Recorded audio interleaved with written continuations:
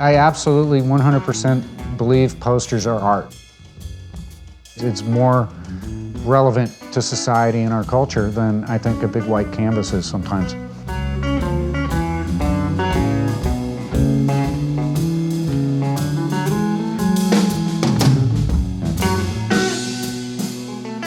My earliest memories of art are really, really young.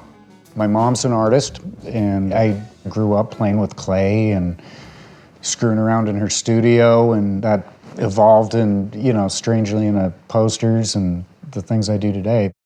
My father, he's not an artist, he's an educator, but he's always been very supportive of, the creative things I've done in my life. My mother would go to craft shows and art shows and galleries, and I got to go with her. My mom would set me up with my own table next to hers. I realized I could make art as a living. Going to art school, the California College of Arts and Crafts, for the years I went there was great. Right away I realized I wasn't going to be a graphic design major. It wasn't my thing. I switched over and started taking more fine art classes and found myself in a class called The Poster. It was taught by a professor named Malachias Montoya. And suddenly, here's art and type, and it's kind of that design thing, but not really, and I just found out immediately it's kind of where I fit in. I wanted to do posters. If, something was in the news, I would be sitting there making a poster about it that afternoon. It was really media-focused, instantaneous art, political art. It was less about making these pristine graphics than making a big statement about whatever it is that was, the topic du jour. We were, of course, freely distributing these things everywhere and posting posters on any available surface. You got Reagan and Bush and, you're calling Al Haig a Nazi, it's all up everywhere. And it wasn't going over real well. We'd put the stuff up, and the first show we had, they took it down. At that point, we kind of realized we weren't going to be accepted as political artists, and the type of art we were making wasn't going to go over with the establishment. That somehow brought the synthesis together with knowing somebody in a band. We always knew guys that needed flyers. Now, we could give them a poster. The transition to making posters professionally is a real slow one. Painting is actually what ultimately brought me to making professional rock and roll art.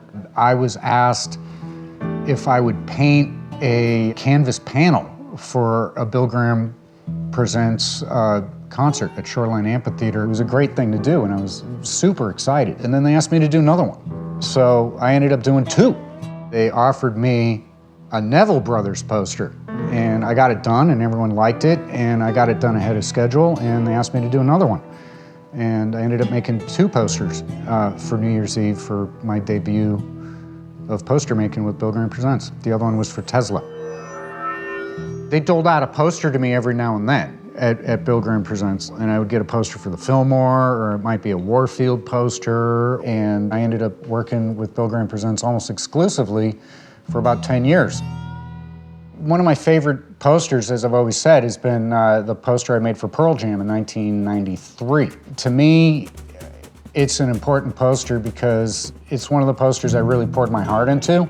It was for a band who I really liked. Working with Dayglow meant you had to do everything differently, and it was literally making a poster like a screen print. It was a way to kind of allow me to put all the techniques that I learned from screen printing and fine art printmaking into a rock poster. Kiss was a really fun poster to make. I got to do Gene Simmons' boot big, the way I'd always envisioned Gene Simmons' boot to be. Any of the old posters I made with hand-cut film, I really liked. And out of those, Hole and Cypress Hill, actually, another poster I really liked. I was asked to do the poster for Hole at the Fillmore.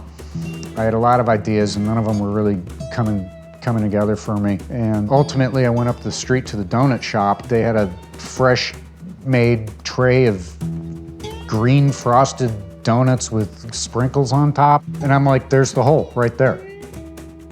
Metallica at Candlestick Park was my first big, oversized Bill Graham poster, and I did a I did a Griffin based on Durer. Another personal favorite was the Mighty Mighty Boss Tones. It was a take on an old barbershop poster. A couple of the members of the band were old friends of mine from growing up in Boston. Instead of doing the classic names, I changed a bunch of names to some real kind of neighborhood slang from back in Boston. The one thing that maybe stands out among all that art is, in my posters as well, is I tend to compose them kind of big, bold, and right in the middle of the image. And you go to Art Class 101, they tell you to, whatever you're doing, don't put it in the middle, you know, and move it to the edge because it's more interesting. And when I make a poster, I always start by moving the thing to the edge, and ultimately it always goes right smack straight down the middle at the end. And I think that's what makes a good poster, and doesn't necessarily make good art though. Printmaking is always something I've loved, and it's always been something I've wanted to do. I just never had the means or the reason to get into doing the printing, and so I never did it. You know, something was missing. My training as a printmaker made me want to do handmade prints. Ron Donovan, we ran into each other and kind of reacquainted our friendship and found we were both heavily into doing rock posters again. He was doing Firehouse Custom Rock Poster Company. Ron was working with Chuck Sperry, who's become another one of my close friends. The one poster I really liked making with the Firehouse was a poster that we all made together. Was the Tibet Freedom Concert, which was a ginormous 3-foot circular poster made in 4 sections, and each section represented one of the 4 shows that were going on that year around the world. Chuck Sperry, Alan Forbes, Ron Donovan, and I each did one of the 4 sections. We all chose a deity to illustrate. When you pop them together, it's a really big, beautiful, cohesive piece. There is a big difference between the earlier posters I was making, where everything was done by hand, and towards the end of the middle and end of the 90s, when everything was truly, you know, 100% digitally produced and printed. The change to digital allowed almost anybody to make anything and send it out cheaply anywhere. It really democratized the whole process of making art. It's the most powerful tool I have, but it doesn't actually help me make anything. It just helps me manipulate the stuff I already make by hand. The Chemical Brothers really shows the end of the transition into digital. That was actually a 100% digitally produced poster where I actually modeled the whole thing in a 3D program, and there was nothing handmade in that except for the actual image that's repeated throughout the image. I drew by hand. The first project I had involving Roger that rolled through was a special events poster for Bill Graham Presents. After that point, I started doing more posters with Roger. He was the guy that liked posters. He kind of let me do what I wanted to do, which was refreshing. Over the years, it's developed into a wonderful relationship. And Roger's obviously gone on to make Moonalice, but this was only after I think we made 400 or maybe even 500 posters for the Flying Other Brothers. And since then, we've made 500 posters for Moonalice, and I'm not being just hired out for a poster, but I'm serving as art director for the band. The main difference to me between making a Moonalice poster is that you're really open to interpret what you want. And as the art director for the band, it's the same kind of ideal I try to give the other artists. It's like, what is your interpretation on this band? Maybe the hardest part about doing a Moonalice poster is that you do a lot of them. How do you continue to refresh those ideas over the course of making, 100 posters or 500 posters? Every artist in the Moonalice series inspires me. It could be, a guy like Wes Wilson who, he's king of psychedelic posters kind of, or you have some of our other artists who are, new and that most people don't know. But I find that all of their work gives something to me. I watch how people experiment within the series, and I watch how other artists say, wow, that guy used this cool green. And then you see green show up for a bunch of posters, because someone else liked that green too. Recently we had John Seabury made a poster, and he made it with pencil.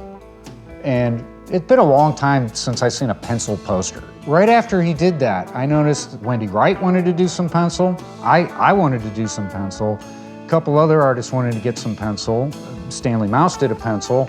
And suddenly we have this kind of series of pencil work coming up in the series, and everybody's really putting their own twist on it. I don't think anyone knew where it was going to go when it started. It started as one poster, and then it was 2 posters, and then it was 3 posters, and then it was about 20 posters, and I think I'd made all of them. And next thing I knew, we needed 20 more posters, and there's no way I could make all of them. And the Moonalice series is kind of taken on a life of its own. And I think it's done it because it's very organic. We support that kind of experimentation. And I think artists like to work with us because we will let people experiment and we'll let them fulfill whatever vision that they might have. We did a show in Brooklyn, New York at the Brooklyn Bowl where we actually hung and displayed every single Moonalice poster we made. Sitting in a room and looking at 500 pieces of art that were made for one band, you can't help but think that it adds up to something. It's a big, very diverse, but at the same time, very concise collection of art that references modern artists, younger artists, as well as the heroes of poster art. And that diversity, I think, is really important.